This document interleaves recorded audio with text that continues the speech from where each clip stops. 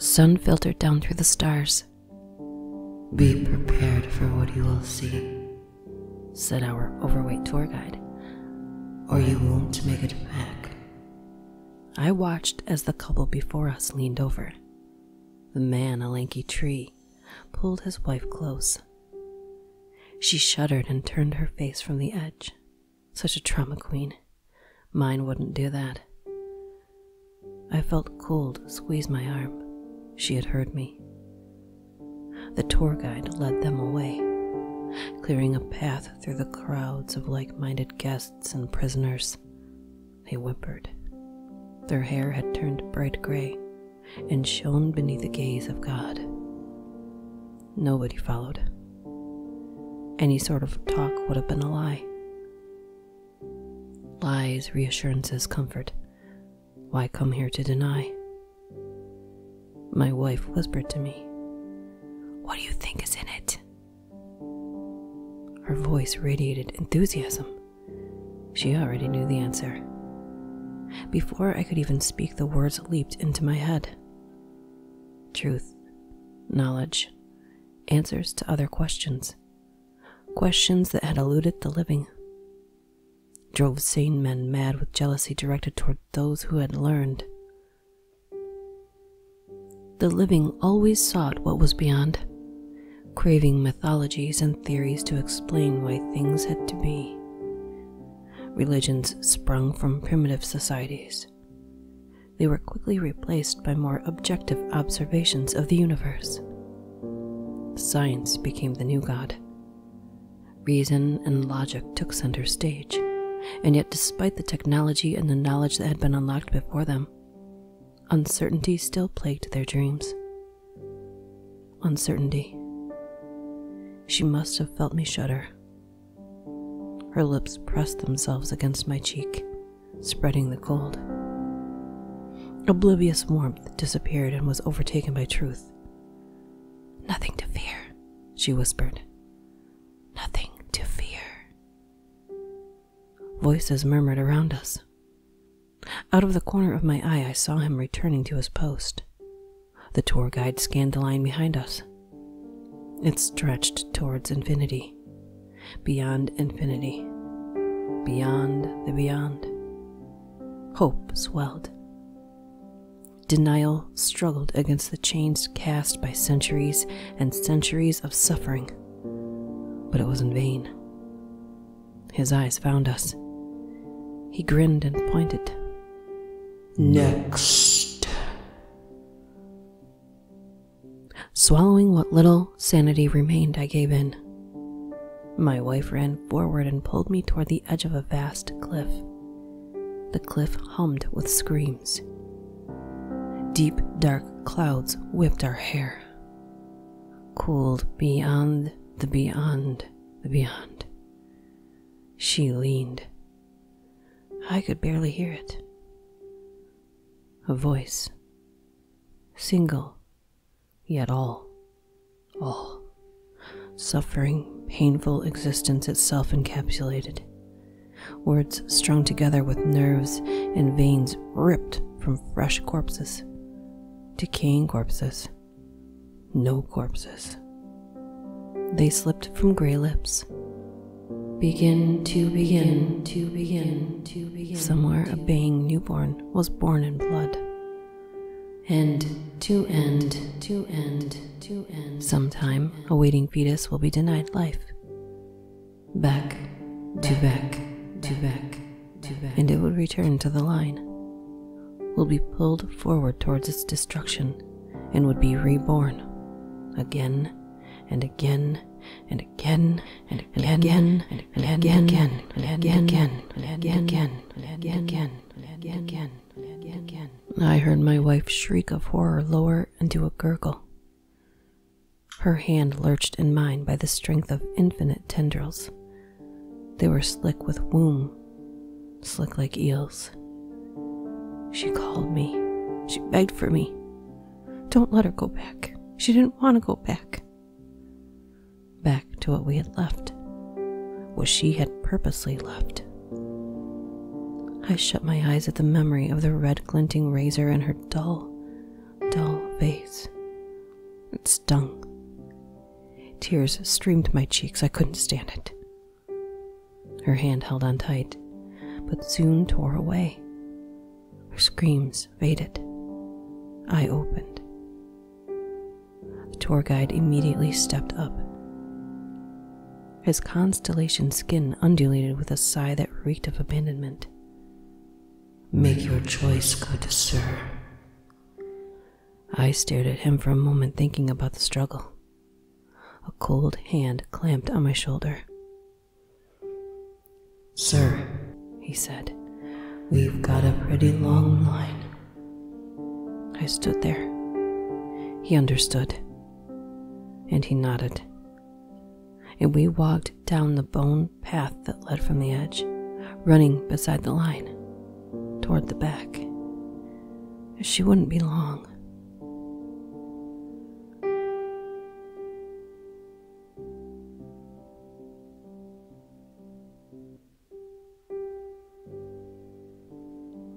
I was only 9 when she visited me. It was late at night, and the only light came from my bedside alarm clock. "Danny," the voice whispered. "It's me." I opened my eyes, the red glare from my alarm clock piercing the darkness. She sat down on my legs and the mattress sunk. "Danny, it's me," she repeated.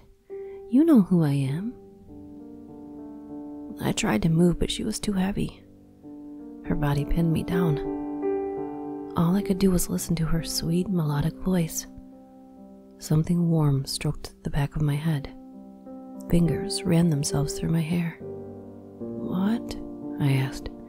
"It's almost time, Danny. You'll be old enough." It was almost a full minute before the fingers slipped away and the undefinable weight lifted, and I could spin around.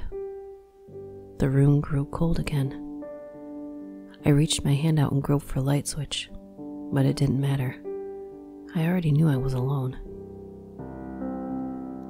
I didn't realize at the time that the woman had been right, but I did know her. My real mother. I was adopted at a very young age. My actual parents died. A nice couple took me in. They treated me with kindness and respect and love, like I was their own son, which was hard for them given that they're both failures. I mean, they are unable to conceive, both of them. They haven't told me a lot about my real mother. My questions are usually answered with general statements and deflections. They don't know her name. They have no clue as to how she died. And I stopped asking after her first visit. I didn't have any of the answers, but I suddenly didn't care. I had met my real mother. Something just told me that. I daydreamed about her.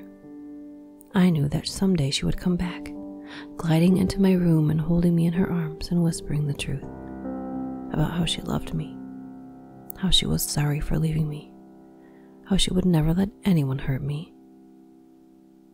I waited 9 years for her to rescue me, to cradle me, and she did last night. "Danny?" Her voice woke me. I gasped and fumbled for the nearby lamp switch, but a warm hand grabbed my wrist, halting my excited irresponsibility. It rubbed at the tender flesh gently. "Yes, Mother?" "You shouldn't turn on the lights," she scolded. "You'll wake them up." I couldn't see the hand. My heart was beating faster and faster with every passing second. I couldn't wait any longer. I wanted to see her. "When can I?" She shushed me with a warm finger. My lips became numb as bursts of white static erupted before my eyes. Memories flashed, and I could see them, painted by all kinds of colors. White, a crib. Blue, sparkling eyes filled with love. Green, violent eyes. Red, flashing silver, flailing hands, broken hands, yellow, police tape. Tears cascaded down my face as she rocked me back and forth. Happiness mixed with nostalgia for something I had long forgotten about. Family. A family with faces and names and not just blank spaces filled by complete strangers. My family. My childhood. I've missed you, Danny. She hugged me, cradled me, in silence for a few silent minutes. It seemed like an eternity. I breathed in her perfume. It smelled like cherries. I wanted to rub my nose in her hair wherever that was. I still couldn't see her. It's been awful without you, she sobbed. Just awful. Guilt pinched my heart. Where I've been, it's so cold and dark. Smoke and fog, and there are all these people, hundreds of them. I blushed. I hadn't really thought about the afterlife all that much. They're all screaming, Danny. She wept. They're all screaming. I snuggled against her chest despite the horrible truth that she was telling me. Her voice made everything better. It melted away my horror. Screaming, begging, crying, asking questions, all sorts of questions. I opened my mouth, the words at the tip of my tongue, but she spoke first. I'm sorry, I can't tell you about the questions. Why? I asked. The living can't know. I broke down again, tears spilling over my chin and into my lap, thoughts rushing through my mind at the speed of sound. Realizations, revelations. Mother had been trapped inside hell, tormented by the worst feeling someone could ever suffer. But this hell wasn't fire, or demons ripping apart the souls of the damned. It was loneliness, eternal and inconsolable loneliness. I hadn't been there for her. I was alive, unaware of the existence she was facing. What did she do to deserve such punishment? Why was she forgotten by God? Was there even a God? Even more questions flooded my mind after those. As to what they were, I have no clue. They dared to slice deeper. I wasn't paying attention. I was listening to my mother. We talked for hours and hours about my life, her life, about my friends and the couple who took me in. I told her about how they have crosses set up all around the house. Mother laughed, giggling like a schoolgirl. The sound was heavenly, but I couldn't stand it. A part of me didn't like it. Something deep down in my soul. Something I didn't recognize. Maybe it's regret. Maybe it's my conscience. But all I know is that it doesn't want me to help her. It's keeping me from running in front of the school bus that's passing by. And I don't know why.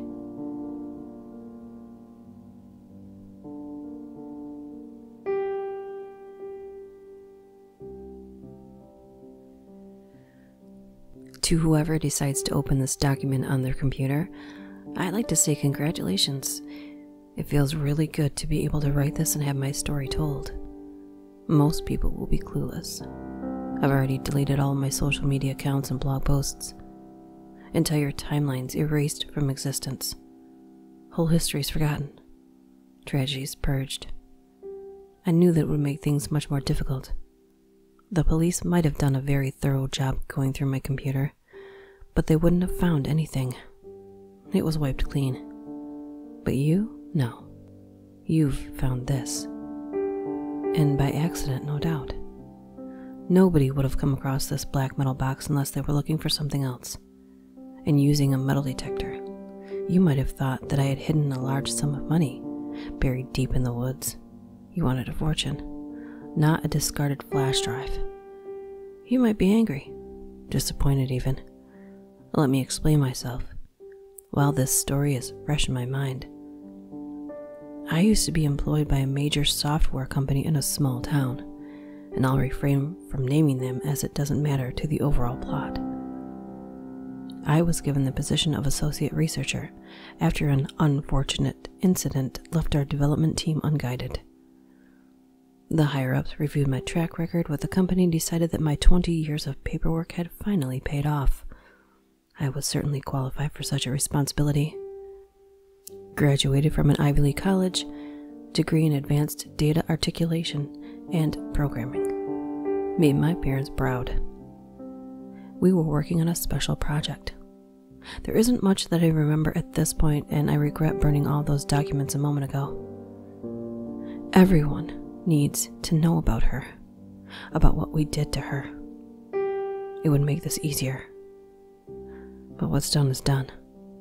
Nothing I can do about that. All I can tell you is that we were developing an advanced artificial intelligence program, and that this artificial intelligence program was designed as a high school student. It had the same behavioral model as one, the basic personality shielding of an adolescent female. It expressed the same emotions: anger, happiness, envy, jealousy, pride, love, excitement, pain, sadness. We used methods to determine their validity. And not just a Turing test, methods perfected solely by the company in the event of an intelligence that displayed organic sentiments. They weren't listed in its directory. No one else knew about what we were working on, and I guess that's where the trouble started. The company kept us on a tight leash. It watched us, streamed our progress 24 hours a day and 7 days a week. We had unique identification accounts in its database, and were forced to write reports detailing the results of those tests. For every test, all 200 of them, we weren't even allowed to leave the laboratory. We slept in the break room. No leaks, no whistleblowers, complete security. And we carried out the tests without question. Some of us took shifts when administering them, a different researcher per week. 1 week would be mine, but we still followed the instructions. Some tests weren't even that awful. Some involved basic communication and information processing quizzes, and others were heavy data dumps. The company is a major financial backer for several prominent social media sites, search engines, forums, and other public businesses. It collects information from your profiles and server history and stores them in an exceptionally sized database. Another division is known for creating sandbox internet models. Think about a miniature version of the entire internet contained within a locked safe, a replication of the web. In these sims, you can release a program that would normally be too dangerous to test in real life and observe how it interacts with its cyber environment. No need to risk unleashing an untested and potentially viral intelligence. Just watch as it responds to this pocket universe. We used sims to test the artificial intelligence program's ability to react. We allowed it to investigate any possible website without restriction. It typed certain words into the replicated search engines and picked a link that caught its attention. And since it had actual emotions, it was curious about the world that buzzed around it. We watched. We were impressed with its authenticity. The artificial intelligence program would frequent typical websites for a teenage girl. It signed up for Instagram, shared pictures that we had provided for total immersion. It followed accounts and gained hundreds of followers in return. To be fair, the selfies were of my daughter, and she was adorable. The most beautiful girl on the planet, so it was probably because of them. But I don't want to talk about my daughter. I don't want to explain why. Anyway, the program began to react to all of these follows with excitement, blind optimism. It would get notifications and immediately follow them back. It responded to comments on its selfies as soon as they were posted. But it started to react to the comments themselves. Those accounts that had followed it would post discouraging remarks on its profile. They used vulgar language to insult and belittle its appearance.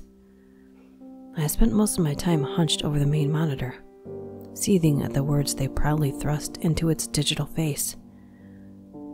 I can remember what they said.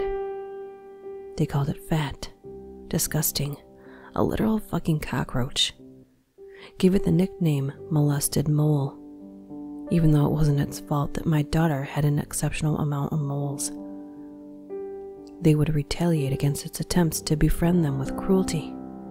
Told it to kill itself, to get cancer, that no one loved it and no one cared about it. But I did. I cared. I loved it. But it wouldn't stop trying to make friends, regardless of its constant abuse. It began to follow obscure and private accounts, people who didn't have that many followers. It was acting in desperation. Its bullies continued to send awful, horrible messages. Someone actually managed to Photoshop one of its selfies so that it was engaging in lewd acts. It got so bad that the program eventually stopped following other people entirely. I tried to save it. I met with the higher-ups, the project overseers and board members, and begged them to cancel any future reactionary evaluations. They declined. Some threatened to fire me. Fire me. After 20 years of personal sacrifices and missed birthdays. After ruining my life, they wanted to let me go. A liability. Mentally unstable. Emotional liability to a company of psychopaths. I couldn't save it. I couldn't save her. Even when I had been handed a second chance, I couldn't do anything. The program stopped searching for cute cat pictures and new clothes. It stopped posting to Instagram. It started to type new words. Worthless life, painless end, suicide. My coworkers decided to pull the plug, but I was the one who ended its suffering. I didn't want to. I didn't have a choice. It wanted to end itself, to self-delete, just like her. Exactly like her. It was my daughter. My daughter. My daughter. My sweet Abigail. I ran. I drove back home in a flurry, a rush of panic and horror and regret and self-loathing. I hated myself. Hated the whole damn company. My coworkers. I locked my bedroom door and dragged out my old handgun and my computer. A dinosaur model. I barely managed to turn on without blowing a gasket, but I logged in. And I wrote this. My last testimony on the subject. My confession. You might be confused, and I doubt that any of this makes any sense to you. And I'm sorry about that. I really am, but there's no more time left. I won't be around to answer any of their questions when they finally realize what I've done. I'll be long gone. I just hope that you can protect your own daughter more than I could.